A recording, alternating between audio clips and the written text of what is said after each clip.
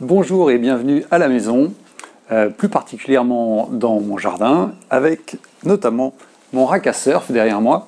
Donc ce rack à surf, je l'ai conçu sous SketchUp, mon logiciel 3D favori, et j'ai un petit problème que je vais vous montrer et que je vais résoudre grâce à l'impression 3D. Ici, vous avez un store, en fait, puisque là, mes planches, elles se prennent le soleil, c'est pas bon du tout, vous voyez, il y a de la wax qui a fondu, là.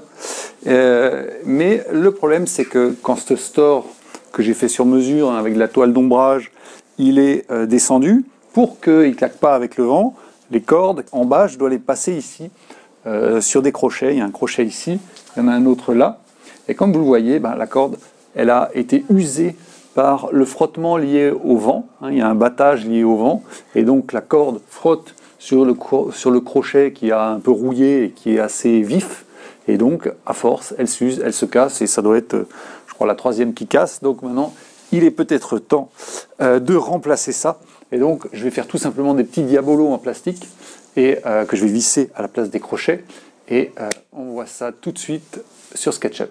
Dans cette vidéo, mon débit de parole sera relativement lent pour permettre aux débutants de suivre. Donc si vous êtes habitué à SketchUp, je vous invite à augmenter légèrement la vitesse de la vidéo en cliquant sur la roue dentée en bas à droite. Nous sommes dans SketchUp, j'ai ouvert un modèle de document qui est spécifique pour l'impression 3D fonctionnelle. Si vous débutez dans SketchUp, si vous ne savez pas comment paramétrer cet espace de travail, c'est simple, vous allez sur le site tamtam3d.fr et vous allez chercher la formation gratuite à la conception 3D qui est ici, et vous apprendrez tout simplement comment créer cet espace de travail. tamtam3d.fr, formation gratuite. Vous la trouverez aussi dans la rubrique conception ici. Votre espace de travail est paramétré, vous avez enregistré un fichier vide pour avoir le nom de fichier, et on va commencer. Ce tutoriel va vous permettre de découvrir comment on fait un solide de révolution, et pour ça, on va utiliser l'outil Suivez-moi. C'est-à-dire qu'on fait une face et on la fait tourner pour qu'elle fabrique un solide sur son passage. Dans le cas présent, je vais faire un diabolo. Ce qu'on appelle un diabolo, c'est un solide avec une forme plus fine au milieu. Donc là, je vais travailler sur une face. Donc j'ai pris l'outil rectangle ici. J'appuie sur la flèche gauche du clavier, ce qui me met perpendiculaire à l'axe vert. Et là, je vais dans ma zone ici, je vais commencer à faire un rectangle. Il est plus grand que ce dont j'ai besoin. En bas à droite, on voit les dimensions. Moi, j'ai besoin de quelque chose d'assez petit. Donc voilà, là, ça va largement suffire. Pourquoi je fais une face? Tout simplement parce que je vais en fait m'accrocher dessus. Alors, ça, à gauche, on va dire que ce segment de gauche, c'est mon axe de révolution. C'est l'axe autour duquel on va tourner. Mais au centre de mon diabolo, il y a une vis qui doit passer. Une vis qui va faire 3,5 mm de diamètre. Donc, je vais devoir laisser un trou. Sauf qu'en impression 3D, les petits trous ont tendance à se resserrer. Donc, je vais faire au moins un trou de 4, si ce n'est un peu plus, 4,4. Donc, ça fait... Je vais me mettre à 2,2 de distance. Donc comment j'ai fait? Tout simplement, j'ai pris ici l'outil mètre qui sert aussi à construire des droites de construction. Je me mets sur ce segment, sur l'arête, j'attends que ça s'affiche, je clique et je tire vers la droite. Je tape au clavier 2.2 ou 2,2. Normalement c'est 2.2, ça dépend du séparateur décimal de votre ordinateur, mais 2.2 normalement. Et j'ai maintenant le début, là, ici il n'y aura plus de matière, on enlèvera la matière après. Je vais maintenant prendre l'outil ligne, pour ça j'appuie sur la touche L et je vais chercher ici l'intersection. Alors mon diabolo, je vais le dessiner tête en bas, c'est-à-dire qu'en bas il y aura la tête de la vis ici, et en haut il y aura la base d'appui. Je vais venir ici, et vous pouvez faire comme moi, à cette intersection, il faut attendre que intersection s'affiche. Je clique une première fois et je vais monter. Alors la hauteur de mon diabolo, ce sera une vingtaine de millimètres. J'ajusterai si besoin. Donc je tape 20 et je valide. On voit que j'ai fait une surface beaucoup trop grande, c'est pas grave. Avec la molette, je me mets à droite ici, je dézoome. Ensuite, je me remets là où je veux zoomer, je rezoome et je suis mieux placé. Je vais maintenant sur l'axe rouge, vous voyez. toujours sur la face et sur l'axe rouge. On voit que le trait il devient rouge et je pars sur la droite. Alors, mon diabolo, il fait à peu près 30 mm de diamètre. Je me suis déjà écarté de 2 mm, donc maintenant je vais m'écarter de 13 mm. Et je vais délimiter maintenant l'emplacement où on va se trouver. Donc, je descends ensuite sur l'axe bleu. Je vais sur l'arête, comme l'indique l'inférence, le moteur d'inférence. Je clique et j'ai délimité une autre face ici, comme vous pouvez le voir. Je vais enlever mes autres arêtes qui ne servent plus à rien. Donc ici, je sélectionne de la droite vers la gauche, ce qui fait que je prends, vous voyez, ce sont des grands pointillés, le cadre que je forme fait des grands pointillés, et donc ça va prendre tout ce qui est même partiellement dans la zone de sélection. Et donc, je peux enlever maintenant avec la touche suppression du clavier tout ça.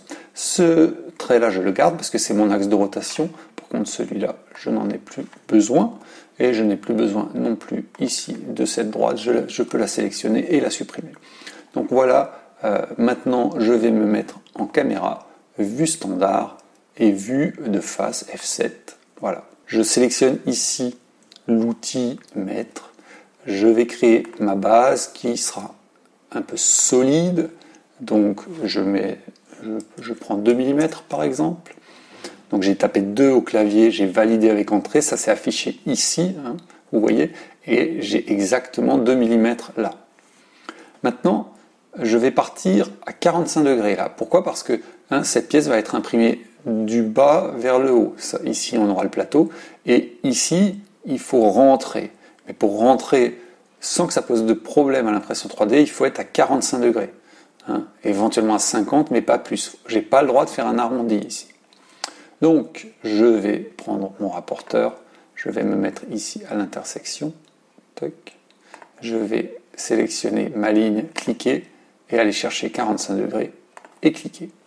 Je prends maintenant l'outil ligne avec la touche L, je vais sur mon intersection et je vais aller un peu par ici, je ne sais pas exactement où ça va s'arrêter.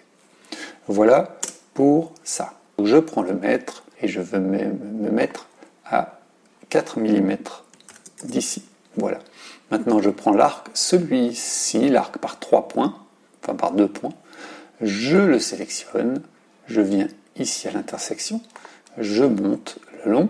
Je vais faire 7 au clavier. Voilà.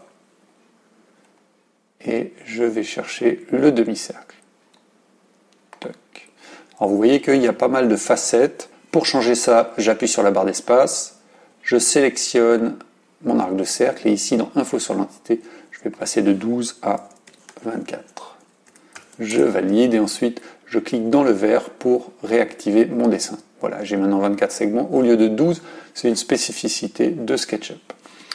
Ici, même problème que tout à l'heure, quand on imprime du bas vers le haut, je n'ai pas le droit de faire cet arrondi là, j'ai besoin de 45 degrés, donc je vais prendre ici, mon outil maître, je sélectionne la parallèle à cette ligne qui passe ici, à cet endroit-là, et je zoome, je prends l'outil ligne avec la touche L, je vais chercher ici mon intersection, là aussi, et maintenant j'appuie sur la barre d'espace, je sélectionne cet arc de cercle et je l'enlève.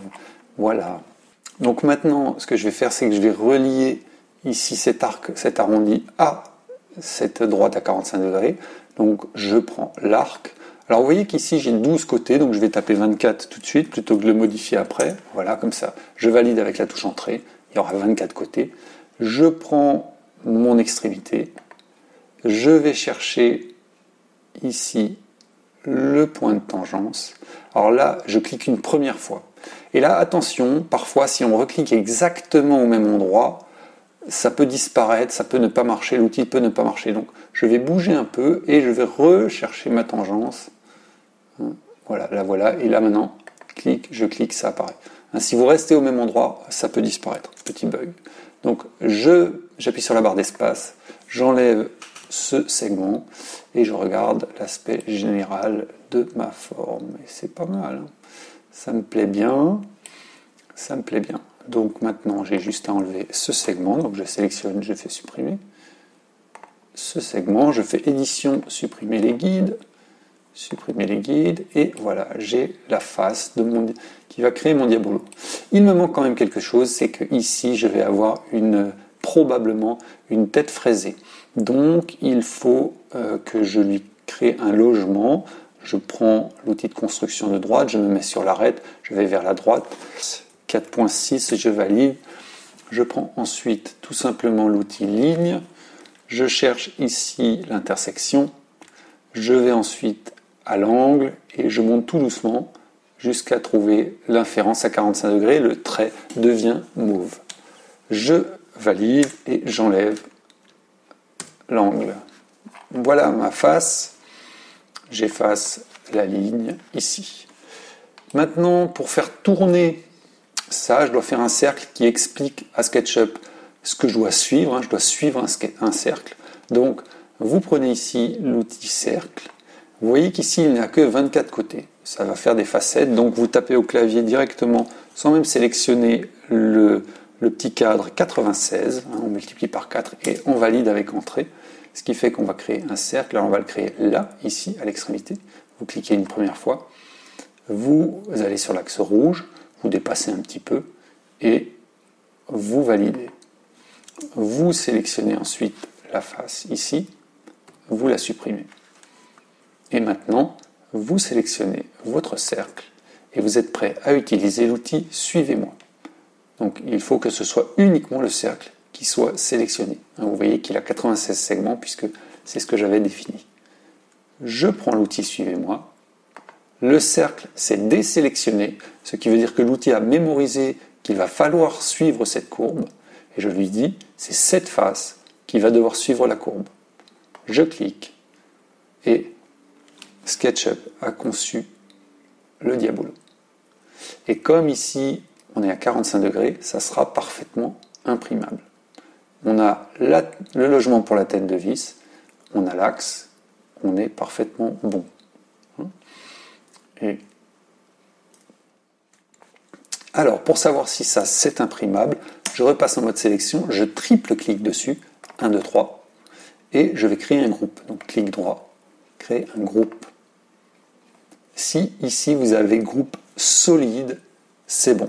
S'il n'y a pas solide, vous allez devoir fouiller un petit peu, voir s'il n'y a pas un segment qui a été oublié par SketchUp, et il faut rentrer dans le groupe en double-cliquant et enlever ce segment. Alors regardez, si je vous mets un segment un peu n'importe où dans le groupe d'ailleurs, et que je sors, eh bien, vous voyez que le groupe n'est plus solide parce qu'il y a un segment qui est en trop. Alors souvent il est collé à l'endroit où l'outil Suivez-moi a commencé. Donc il suffit, parfois il y a un petit bug au départ ou à la fin de la rotation, donc il suffit d'enlever le petit segment en trop, et hop, on repasse sur un groupe solide.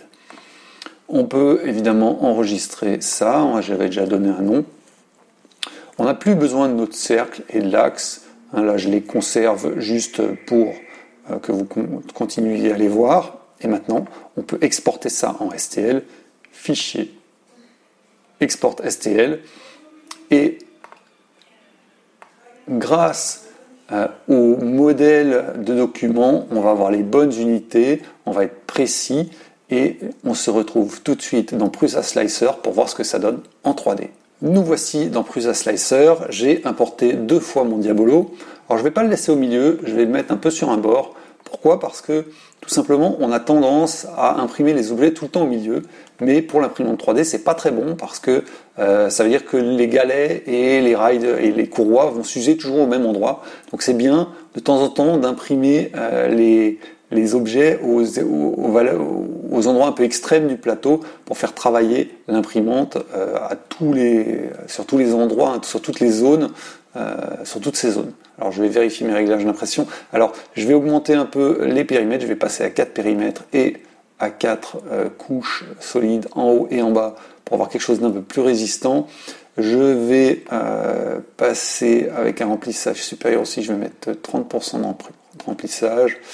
Voilà, alors réglage d'impression, 4, 4, ok. La première couche, elle est trop épaisse, je vais la descendre à 0,2 pour que ça accroche bien. Les autres à 0,25, ça c'est bon. Et je vais augmenter un peu le multiplicateur d'extrusion, voilà, pour avoir un peu plus de matière qui sort. Voilà, hop, et je découpe. J'exporte ça sur la carte SD et on se retrouve pour l'impression. Voilà.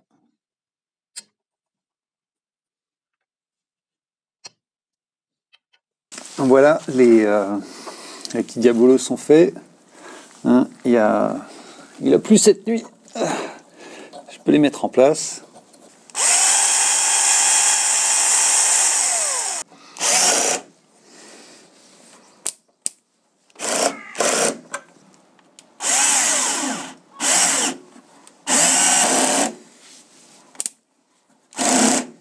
Voilà, c'est réparé. Encore un truc de fixer dans la maison grâce à l'impression 3D. Hein. J'ai déjà fait un organiseur de tiroirs, un axe de dévidoir à scotch et maintenant mon rack à surf. Donc je vous montre comment ça fonctionne. Alors ici, je défais mes cordons, je défais le diabolo qui est là, hop, celui qui est ici, hop, et ensuite, voilà, j'ai accès aux planches. Et le soir, ou quand il y a du soleil, ou quand j'ai fini de m'en servir,